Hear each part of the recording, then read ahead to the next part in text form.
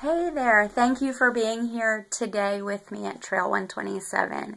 And do you ever feel like sometimes the enemy is hot on your trail and you just can't escape? And it could be financial things, maybe you're raising a couple teenagers, or you have small people in your house and you're just exhausted, taking care of elderly parents, financial things, maybe stress at work.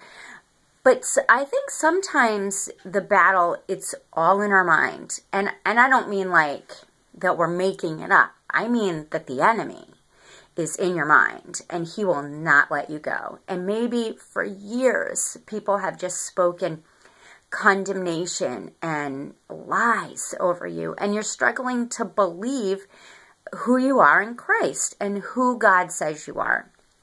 And so the enemy, he's just that negativity and that negative self-talk. He is relentless with it. So I want to encourage you today with a story out of Exodus 14. And we see in 14 verses 1 and 2 that the Lord gave these instructions to Moses. Order the Israelites to turn back and camp. So the Israelites are escaping Egypt and they're heading for the promised land. This is what they've prayed for years. It's finally happening. Their prayers are being answered, but Pharaoh and his army are hot on their trail and they can't escape, and they come to the edge of the sea and God says, turn around and park yourself right in the enemy's pathway.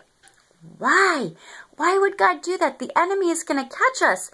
If we turn around and stop and make camp, Pharaoh is going to catch up with us and he's going to drag us back to all these years of slavery that we have prayed to be broken free from.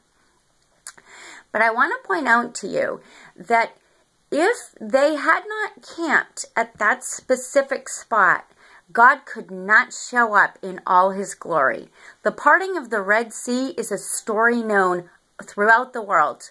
All cultures have a story that is similar to this. This is repeated over and over and over through the Old Testament of how God parted the Red Sea and delivered the Israelites. And we see in Exodus 14, in verse 21, Moses raised his hand over the sea, and the Lord opened up a path through the water with a strong east wind. The wind blew all night, turning the seabed into dry land. Like, this is a miracle.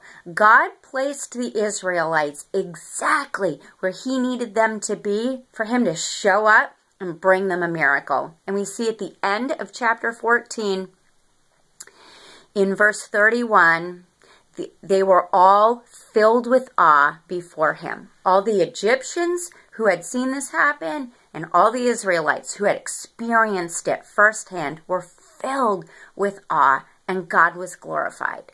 Is there a situation in your life right now where God has asked you to stop and to make camp right where the enemy is going to get you? And the fear that would overtake you if you would give in to that, the condemnation, the negativity.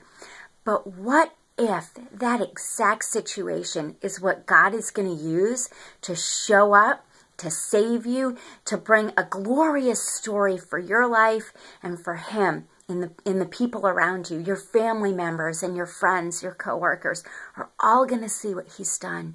Is there a way we could just trust God more and surrender this challenging circumstance for him so that he could show up and do something miraculous?